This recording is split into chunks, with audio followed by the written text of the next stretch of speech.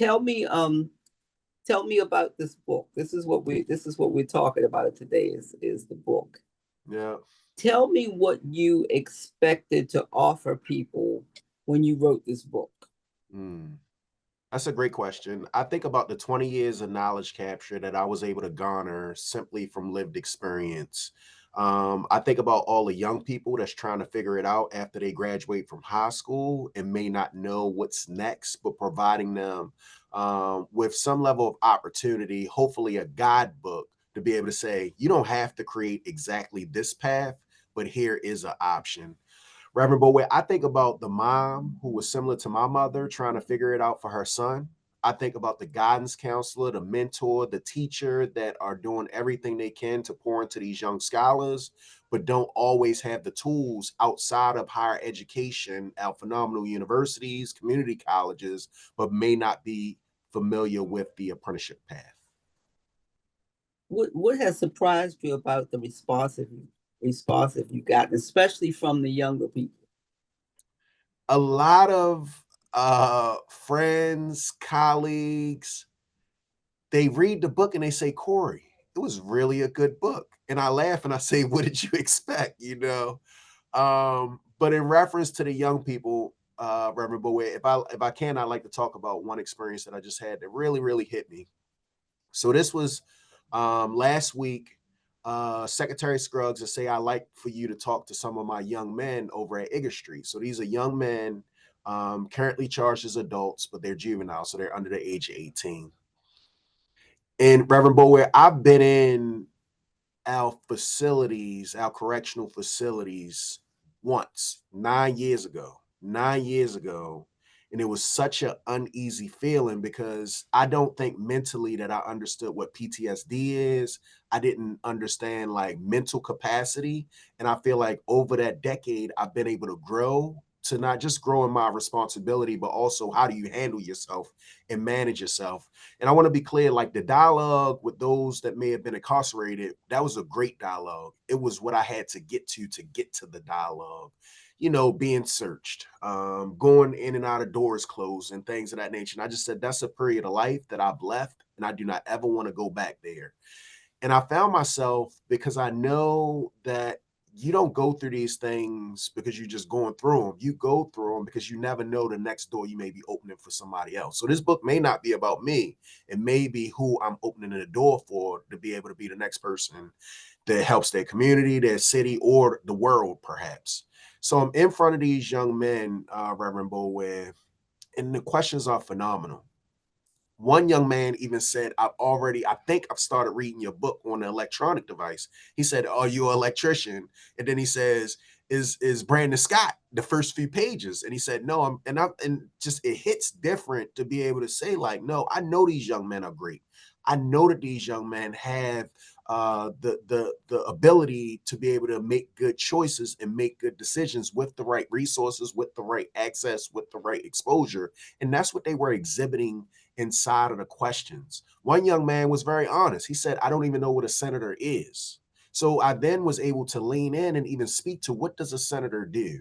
One of them said, well, how much does a senator make? That was kind of more funny from that standpoint, but it was so much. And when I first started the conversation, Reverend Bowie, I had to be honest with them because I've never been lost for words. As an elected official, I'm not lost for words, but I couldn't even compose myself because I was communicating to them. I see myself 20 years ago sitting in that seat. So when I see you, I see me. And it just, like it's a lot to take in. So like I got myself together and I was able to navigate it.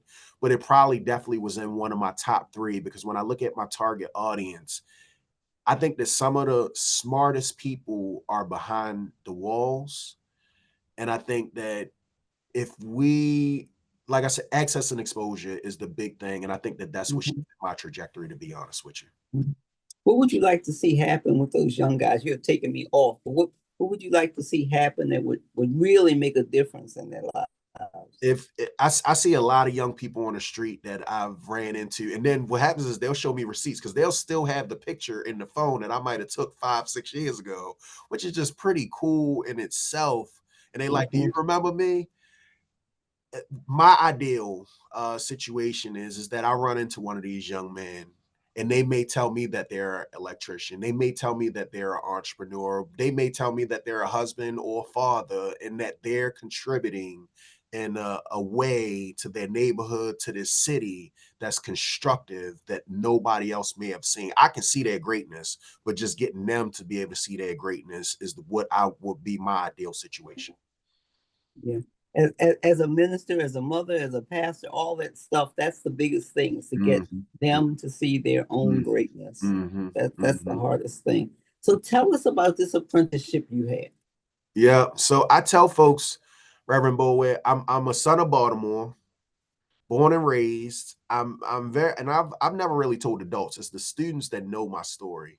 So I tell them I went through our same public school system, the one that many that I'm talking to went through. I tell them that I had a tough time navigating, and it did not start until sixth grade. So I actually have an 11-year-old in my house, and I'm holding them very close because I can remember when I was at that stage of life. I tell them that I went to Rockland. I tell them I went to Chicopin. I tell them I went to Winston. I tell them I went to Emerson for 4 months. I went to Northern for a year and a half, and I graduated from Fairmont Harford. And I tell them as I was navigating this K through 12 system, unfortunately, I was still making poor choices and I was navigating now DGAS system. So I tell them that I was in Boys Village, I was in Hickey, I was at Waxter's, NYRC, and Victor Cullen. I remind them, as I told you about these 10 young men that I was sitting next to, that I can remember being charged as an adult twice before I could turn 18. So that's why it just hits different. And then I talk to them about like that window. I tell them we got these rare windows of opportunity. And I lift up my mom and I tell them by the grace of God that I had a mother that never gave up on her son. And I tell them that I can remember being committed to the juvenile justice system for 10 months out of a facility in Western Maryland called Victor Cullen. And because when you come home, you're coming to the same zip code, the same neighborhood, the same peers that got you where you were at. I was incarcerated as an adult 30 days after returning home from being committed for 10 months. And I tell folks about this moment in my life that still shakes me to till today.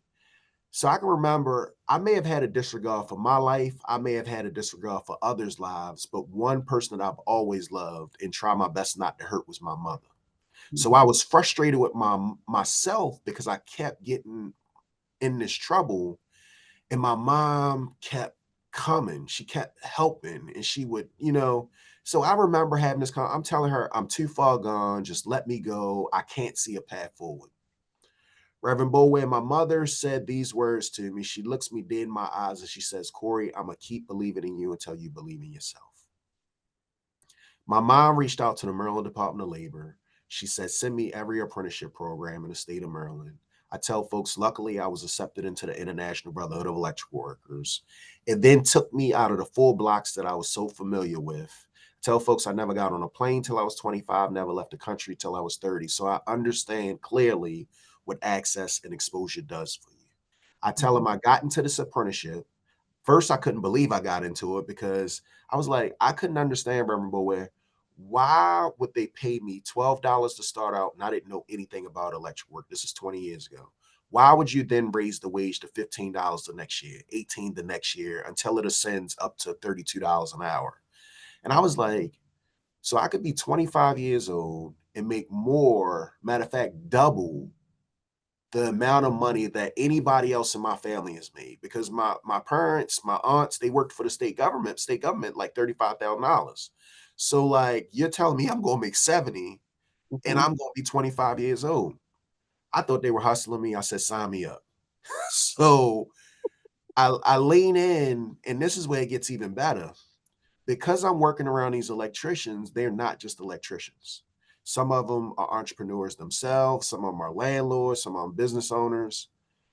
And remember, I didn't, when I was young, I didn't talk as much as I do right now, but I was always aware of my surroundings. I always Mhm. listened, I always watched.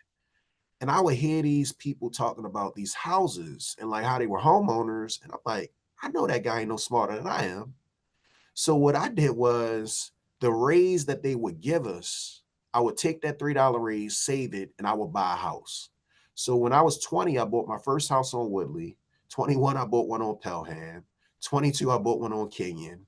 I graduated from that program. I had 7 houses in a multi-unit simply Wow. because I had kept my eyes open. I was paying attention to my surroundings, but I also knew that they weren't my superior, they were equivalent. And the thing that I think about was I had no clue that houses appreciate because nobody had taught me financial literacy. So I thought that if you purchase something for 65, it stays 65. And I'm just learning. I eventually learned like what is a home equity line of credit. I'm like my 3rd year in. I purchased my 3rd home, and one of the journeyman electricians that asked the question, "Well, what if you wanted to access the equity in the home?" I'm like, "Well, what is equity?" Right. And he said, "Well, this is how you get to equity. You can get this line of credit, or you can get this home equity loan." I didn't realize I had $100,000 equity in all 3 of them combined, and then was started to reshape the conversation that I was doing for the purchase because I could pay cash versus having to go out and get a loan. And these are the things that I'm learning. And you could have taught me that. I could have learned that in high school and figured this puzzle out from there. But the apprenticeship not only shaped electric work, it taught me how to be a leader. It taught me how to be an entrepreneur. And when I delved into politics, my attitude towards politics was they leave me alone, I leave them alone. So I just didn't understand the correlation of how politics impacted our neighborhoods. Right. But I did question. I was like, why did Cory McCray get across the finish line? And I kept asking myself, why isn't anybody that I grew up with across the same finish line that I got across? And I think it's a couple ways you change trajectory in our neighborhoods. One of them is teaching people about financial literacy and generational wealth. But the second one is removing the arbitrary barriers baked in public policy that stops us from getting there. And Exactly. that's why I delved into the political space, because I think that like if I had a use of my time, this would be a good place where my time could be spent at Dr. Boulware. And like I know it is because I've been in there for 10 years now, 11 years now, and we passed over 100 bills. That's amazing. I Yeah. just I just heard them talk about somebody the other day who had been in Congress or something for 16 years and never written a bill. And when I look at what we did, I'm so amazed because Baltimore taught me this. We've done voting rights. So my Mhm. first bill ever getting passed was for folks on parole or probation having the right to vote in the state of Maryland in 2016. We did minimum wage. Minimum wage was $10.10 when I first stepped 1 foot in the Maryland State Senate. It's 15 now. Mhm. We've done libraries, keeping our libraries open for extended hours, 6 days a week. We've done public transportation, over $2 billion injected into our light rail, our subway, our buses. Black maternal health. I use the legislature like my own apprenticeship. So, like when I want to learn a subject, I got all this knowledge capture, all this subject matter expertise, and I go in. Now that's a skill that we need to teach our young people. You don't Mhm. have to know everything, but you know Yep. people who do, Yep. Yep. I and you've got got it so made. much. So if I wanted to speak to the hospital CEO at LifeBridge, Hopkins, you pick one, I can talk to them at least in the next 24 hours. Hmm. And I'm like, if I wanted to speak to a unit, like I have that access. And mine is, I just want to be a student. I want to understand. I want to seek, and understand what it is that I do not know and how can I help more people. Yeah, but every time you learn something, you turn it into a benefit for other people. That's the difference. Yep. Yep. Yep. So Yep. how have you been able to encourage some of the young people to seek out these kinds of relationships? Yeah, yeah. So when I reflect, here's what I try my best to do. I tell you, while I might have had a challenge in middle school and high school, I had a beautiful elementary school experience. I remember every one of my teachers. I remember Miss Lyde, I remember Miss McCoy, Miss Allen, Miss Lanier, Miss Solomon, my principal, Sir Horsey. And I remember them because it was never one day that I went to elementary school and I didn't feel like I was great because they always made me feel like I was great. But the Hmm. one thing that I also remember is that at that time, Kurt Smoke was the mayor, Stu Sims was the state's attorney, and Hmm. Lawrence Bell was the council president.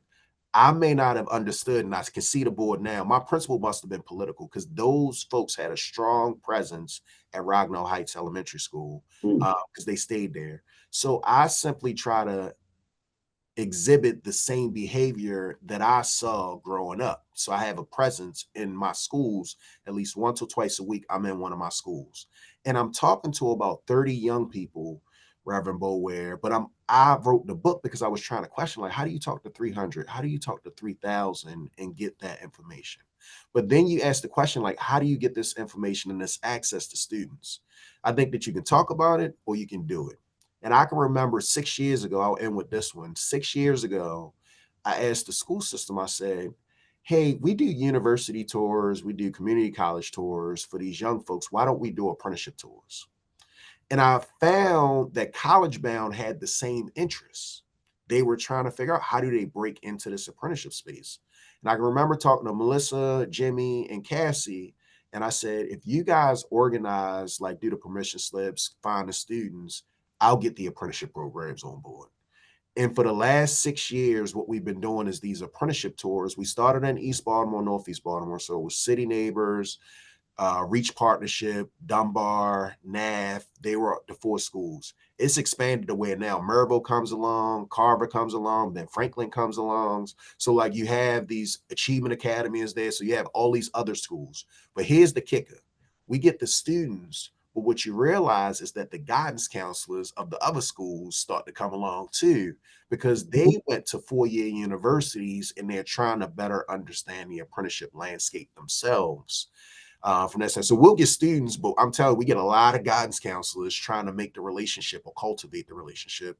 And speaking of cultivation, I tell folks with young people, with adults, let's just say with adults, Mhm. imagine how intimidating it is for an adult to walk into a building that they've never been in before, having a Mhm. conversation that they've never had before. It's twice as hard for our young people, and we're breaking those conditions down early on because we're making sure that they get into these spaces, see students that's actually participating so they can then see themselves, know I can actually do this. But also the relationship capital. People think money's a lot, but it's also this relationship capital. They're meeting the training director of the program. They're meeting the assistant training director. And if they're all smart young folks, they'll shoot an email afterwards and say, hey, I was at your facility Right. this day and just wanted to make sure you know my name. So when I apply for your program, that we can, but like, so like we're cutting into so much, but that's simple access and exposure. And they can do the rest. They just need to get the door open. Once they get in, they Right. can take care of the rest. That's funny because that's the kind of stuff we used to learn in elementary school and junior high school, thank Mm-hmm. you, writing thank you letters and all that kind of thing before email. But this must also have a ripple effect where it goes back into the households of Mm-hmm. some of these kids and even affects their parents. Have you seen any of that? What I see is that the book came out September 30th. Folks are like, you see the guidance counselors are picking it up, the educators, the students. I talked to you about the young man that was behind the wall. So folks Hmm. are picking it up. I'm getting emails. The DC labor commissioner just said, hey, we got 3 events that we want you to come to. Virginia just reached out, was at Harvard about a week and a half ago, speaking to all of the labor commissioners from across the country. Like it really, really has been received well. And I think that folks are just trying to understand this landscape. And why is it so hard? When you think of it, it's 188 legislators, but I'm the only one that went through a registered apprenticeship program. Most people are going through university. They just got a different type of education that I got, but they Yeah. also know. And I'm on a stage with the former ambassador of Switzerland. She said a very important statistic to me that it just sat with me for a second.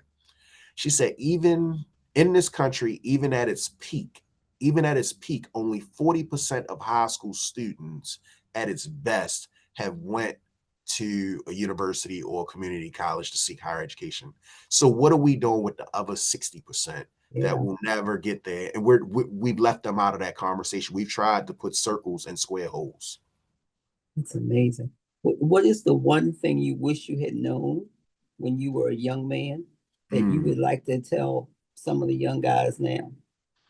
And I speak to this. So I tell them, even though it's 180 pages, I said it's everything I wish I could have that conversation with my younger self. This is exactly what it is. But like I speak to things like emotional intelligence. Unfortunately, when growing up, I didn't have it. So they only teach you from a survival standpoint, you have to go 0 to 100. It's no 20, it's no 15. You can't use your critical thinking skills. You just need to respond. I'm 43 years old, and everything don't deserve a response is what I tell myself. Sometimes I may not even say anything. I may just look at you, because at the end of the day, there's strength in not responding equally as is in responding from that standpoint. It's like the emotional intelligence and discipline. I got 4 kids, so I'm always practicing. And I told you I got CJ's in the 6th grade. But I'm always trying to get him to use his critical thinking skills. So when I'm driving him, the question that I ask him every day: what type of day are we going to have? A good day. Because I'm telling him mentally, he already know what type of day the expectation is. The Right. second thing I ask him is, how are you going to have a good day? And he says, I'm going to make good choices. And like, he's now internalizing, what does it take in order for me to make this? And it's okay with slowing down. Everything does not have to go 0 to 50, 0 to 100, but discipline. He also plays sports and he's great academia, but I tell him, stack the days. And I say, life is about making sure you can get through the first day, and then you get through the second day. And what you find is it's like a child that learns to walk. They don't know how they just walking now. But at the end of the day, walking comes natural because it's a natural discipline. You've learned how to do it. And what happens also is that once you start to get that level of discipline, it just comes automatic. The other thing that I press upon these young people is time. I tell them, be protective of your time. Everybody isn't deserving of your time. Like, I just share with them, like, you are the 5 people that you spend the most time with. So like, if you are spending time with folks that aren't doing anything constructive, what do you think you're going to do? But if you are doing with folks that are going to push, you're going to find yourself innately just being put. You're going to move in a space of excellence because you're moving with those folks. I also say, like, how I was able to figure it out was, not only was I thinking about who I was around, I was also thinking about where I was at. So every space don't deserve your time too. And the other thing that I tell them is, and this is where the young people understand, they get this one memorable way. I tell them, I'm $100 bill. I say, you got a dollar bill, you got $100 bill. The $100 bill is not in circulation all the time. Everybody don't have $100 bills, but I equally think that you are the $100 bill. So please be protective of it. Please always think about it. And you don't have to do everything with everybody. Just make good choices. That's some great, great advice. Now, where can people get this book? You know what? The book is anywhere that you go to. It's in audio, it's in it's in hardcover, it's in paperback. It's at all of our local bookstores. And that's another beautiful thing about it, is just the relationships with Urban Reads, with the Ivy Bookshop, with Snugs Books. And you can get them from the larger platforms, Barnes and Nobles, Amazon. But I've been able to build such a beautiful relationship with these bookstores because I didn't even know that they had their own nuances. They have their own challenges, but they are a part of our community, and we have a responsibility to protect them too. Is there another book on the horizon? I want to say that it took me 3 years to put that book together. I'm so excited. I cannot visualize. I will not say never, but I cannot see. It was just so much. It took so much of me, in a good way, because I felt like I learned mentally. It was therapeutic, but it took so much work that I don't know. I may help somebody else put a book together, and I will share all the notes and things that I learned, but I'm not sure that I will put myself through that journey. It really, really, it was a tough one. It was a tough one. Well, It you was a may find it's easier than you think to do another one. But lot. thank you so much for spending this time with me today. And I'm going to spread the word because it sounds Yes, like ma'am. it's a really great thing. Thank you again. Yes, ma'am. Thank you for the opportunity. My pleasure.